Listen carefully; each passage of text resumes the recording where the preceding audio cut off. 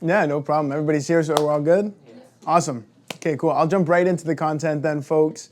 Today we're going to look at reducing anxiety by mastering your gut health. I know this is a really common thing with a lot of people is gut health, and in the workplace, it's easy to feel overwhelmed, anxious, so I want to show you how you can, by influencing the gut, reduce that anxiety and overwhelm and do it in a way that feels sustainable, easy, and enjoyable. All right?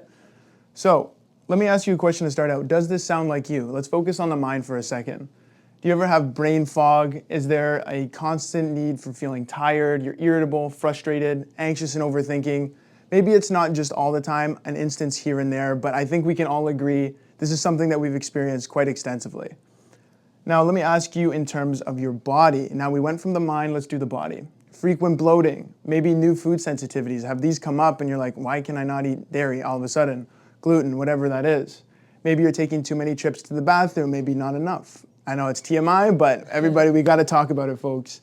And maybe stomach pain. For no reason, it just seems to be coming out of nowhere, and it happens every single day. Now, if you answered yes to even one of these things on a frequent basis, I like to say these are signs that your gut may need a little TLC, a little tender loving care. Okay? So that's what the whole part of this talk is about today, because you might be asking, how does my mental health and my gut health interconnect? My brain and gut are separate, so why on earth is there a connection between the two? And to answer that question, we're going to dive in deep today. But before we do that, I want to give you an outline of what we can expect going forward, all right? So first off, we're going to talk about what is your gut and why should you care? Everybody's throwing around the term gut health. What does that actually mean? I'm here to make it super easy and simple for you, okay? Then we're going to get into how your gut and brain are connected. Very important distinction, because what happens in the gut can really affect the brain. Somebody coming in? No? Okay. What else do we have here? I'm going to give you my 3 biggest secrets that are causing gut issues right now. And then I am going to give you an actionable tactic to solve each of them right now. I don't want to just tell you. I want to make sure you can put these things into practice nice and easily. And then me and Ash spoke before the talk, so we're going to give you a special bonus at the end. So really great stuff moving forward. Now, who am I? I know you might be asking, who's this guy talking about gut health in my workplace? I'm Matt Salesio. I'm the founder and CEO of RVIVE. We're a holistic wellness company. We're based here in Toronto. And the whole philosophy around RVIVE is so you create freedom in your mind, body, and life. Whether that's digestive issues, mental health, sleep, weight loss, anything in between, we're here to help you bridge that gap. Now, my podcast has been featured in the top 20% most globally shared on Spotify. Thank you very much. I've interviewed experts like physiotherapists, psychotherapists, personal trainers, influencers, everything under the sun. So we've got some great content there. I have certifications in fitness, sleep, food, everything. I'm a nerd. I'm a total nerd. So I love talking about this stuff. And my company has been featured in the Globe and Mail, Fox, and over 400 more news outlets. So we've had lots of great momentum. And I'm really here to just help you and give you some extra value today. Okay, and there's me with a couple podcasts. That's me at the launch party. Ash remembers that one there. But anyways, without further ado, let's get into the meat and potatoes. Yes, pun is totally intended there, because what is your gut? Why should you care? Okay? Now here's what's really cool. I'm going to explain this to you in a way that's very unique. Scientists can look at a report of your gut, your microbiome down here, and they can tell if you are overweight, if you have a skin condition, if you struggle with anxiety and depression, and so much more. And the real kicker is they can do that without even seeing you in person. They can look at that report and with accuracy tell you each of these things. Now, I'm going to tell you how they can do that in a second, but let's define what that microbiome is. I'm going to read it verbatim, so we all have us, we're on the same page here. Microbiome refers to the collection of microorganisms, bacteria, fungi, viruses, and other microbes that inhabit a particular environment.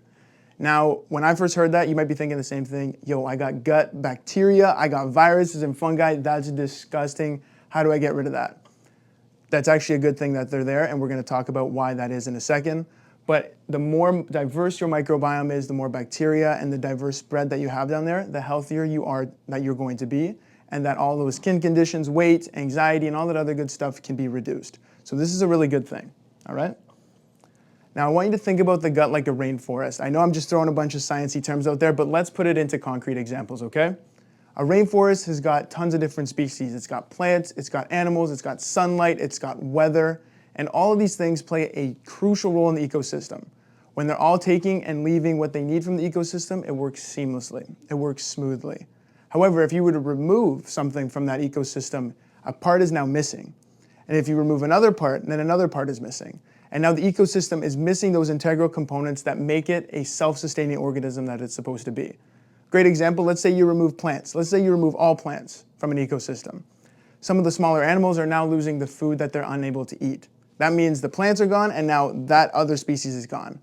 But now the prey, or they were prey for a bigger species, now that species doesn't have food to eat. And now the whole thing is in a state of disarray, it's in a state of chaos, and it doesn't work as it's supposed to. So a lot of the time with gut, with our bacteria, if you're missing certain components over the years, maybe from poor eating habits, bad exercise habit, different lifestyle factors, you could be missing some of these integral components of your ecosystem. So that's why today we're going to talk about how you can reestablish that, make it much more diverse and much more self-sustaining. All right? Now here's what's really cool. In terms of genetics, us humans, we're 99% similar. All of us here in this room, all of us watching right now, all humans across the board, 99.9% similar with our genes. But what's really cool about your gut microbiome, and here's the cool part, is we are, actually, let me ask you a question. How different do you think we are with our guts? We're 99% similar with genetics, but can anyone tell me how different we are in percentage-wise with guts? Any guess? Say something out. Give me a number. 20? 20? What do you have? Take a guess. 30? Ash? Not that high. Not that high? Less than 10. Too high? 10? 9, 10? We are 99.9% different. Wow. So how genetics, we're very similar. The gut microbiome is entirely different. You have a different one than me, I have a different one than you, and everyone listening right now has their own metabolic fingerprint. Nobody has your fingerprint the same way nobody has your digestive system and your gut microbiome makeup. So it's a very important distinction here. So when you're looking online and everybody's giving you all these tactics, it may be cookie cutter and trendy and sexy to market, but your gut microbiome, only you know what it really needs, and only you know that the information that you're going to get is going to be pertinent to you. So very important distinction here. And just to give you a great example again, this is our genetics, 22,000 genes we have. The microbiome, though, has 3.3 million genes, viruses, bacteria, all these different species inside it. So I just want you to understand how amazing this little thing we have here, right inside our tummies, really is. So when they say you're eating, you're actually eating for 3.3 million, okay? Keep that in mind. All right, now you might be asking, how? How is this possible? This makes no sense. How did they get there? What are they doing? And basically, we've all lived in different areas. We've eaten different things. We've done different activities. We've all grown up in a certain way. And that influences what bacteria stays and what bacteria goes. And the great part about that is, because most people feel disempowered with their gut health, is you have the power to influence all of these amazing bacteria in the gut from the same way that you've been living, providing you're given the right instruction, right direction, and the right tools and tactics. Any questions so far? Is anybody confused? We're all okay here? All okay. Beautiful. Your gut is more powerful than you know, and I'm going to tell you exactly why.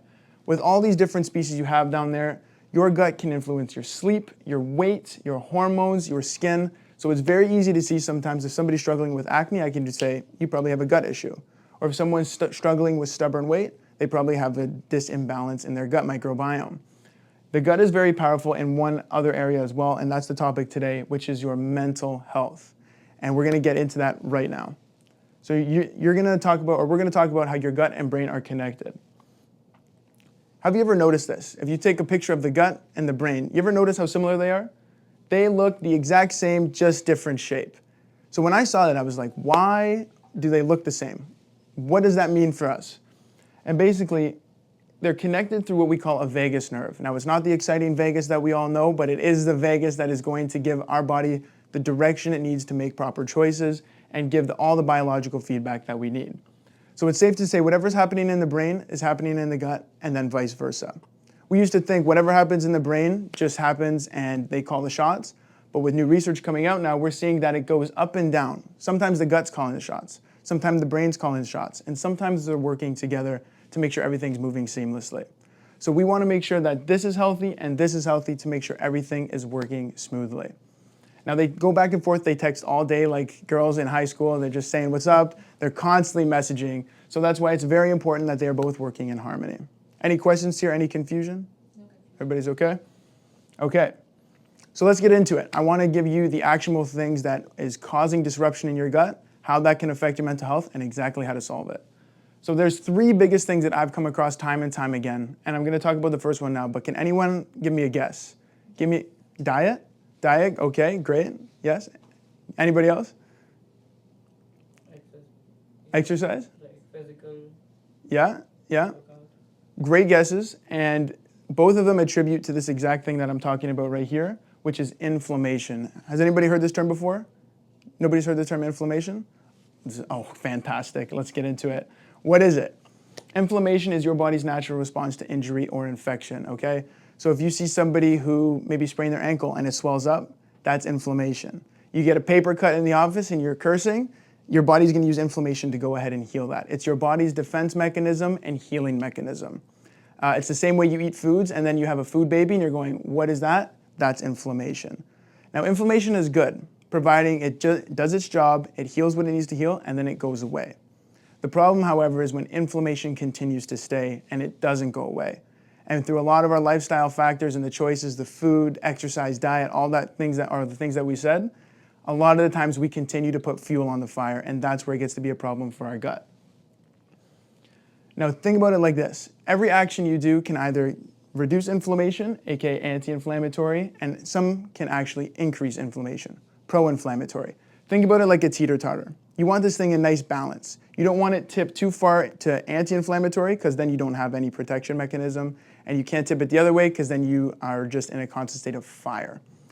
What you want to make sure is that balance stays beautiful and consistent, inflammation heals, and then it goes away. Is that clear? Makes sense?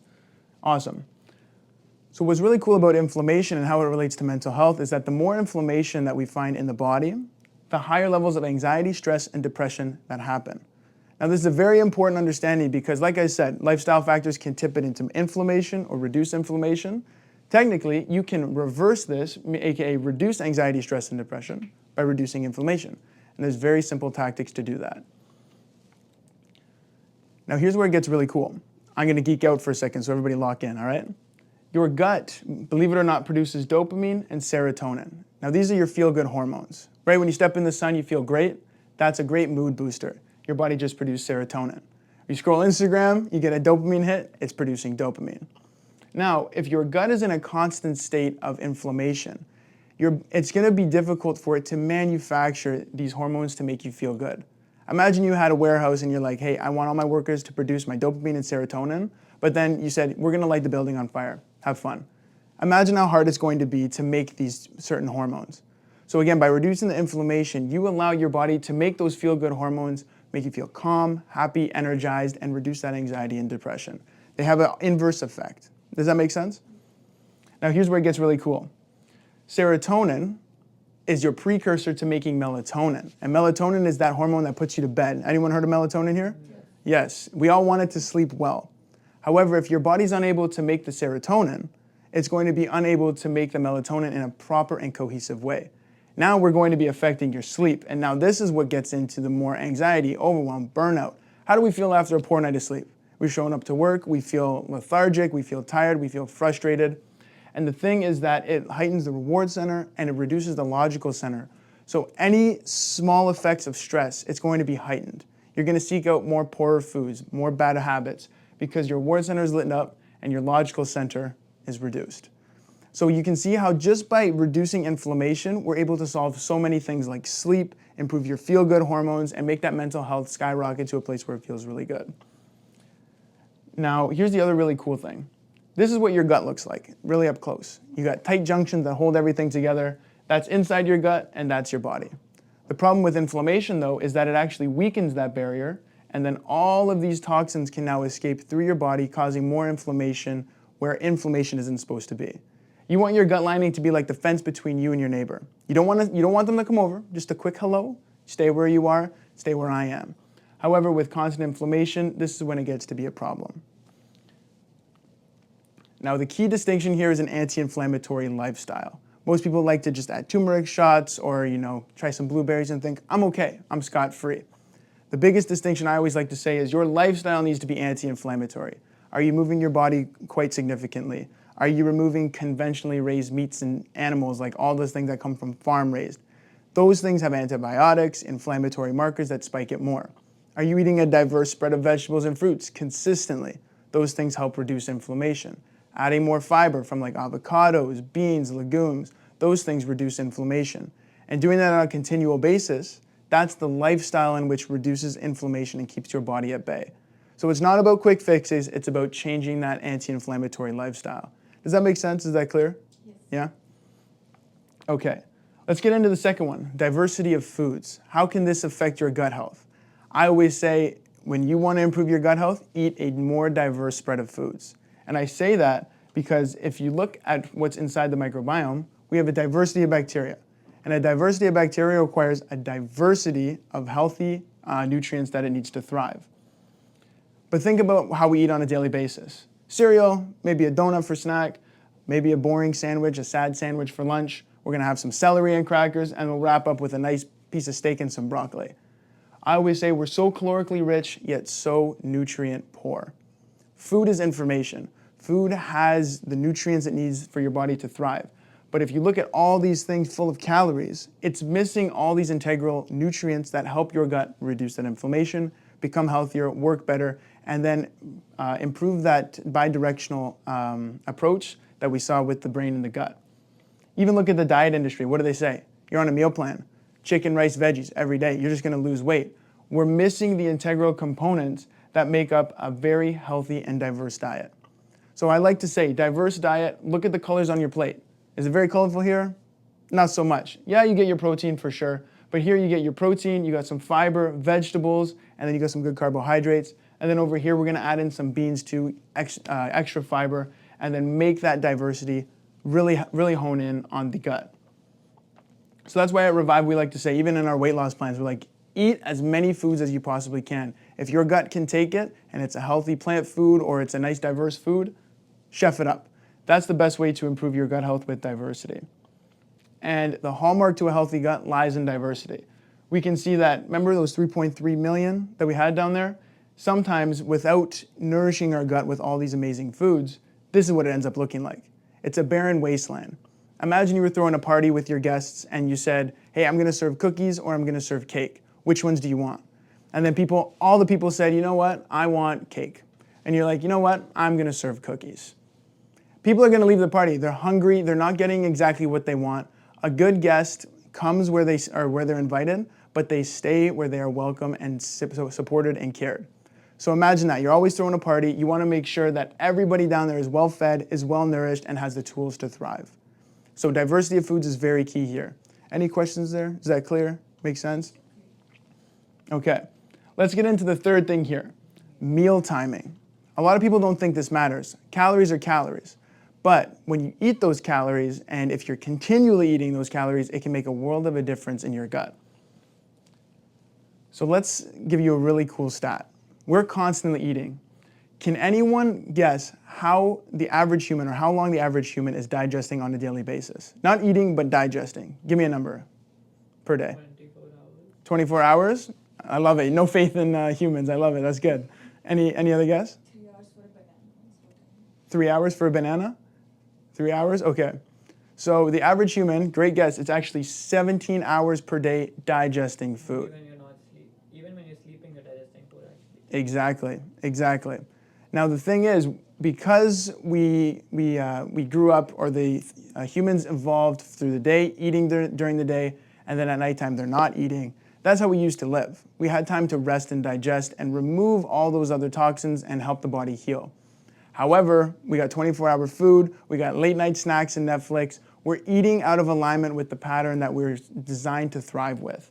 So, that being said, it's like overworking a good employee. If you're working them too much, they're gonna feel tired, they're gonna feel stressed, overwhelmed, burnt out. A lot of times it looks like this. So your gut is like an employee to help you, like we said, reduce that inflammation, nourish your body, and if you're continually bombarding it with food, you're not giving it the breathing room to just relax, take a vacation, and help clean house. Now, it's a very important distinction here because you don't always want to be eating, right? The way your body works is it knows it wants to get back into balance. It wants to reduce your inflammation, get rid of toxins, burn some fat. It wants to reduce that anxiety. It wants to bring your body back into a state of balance.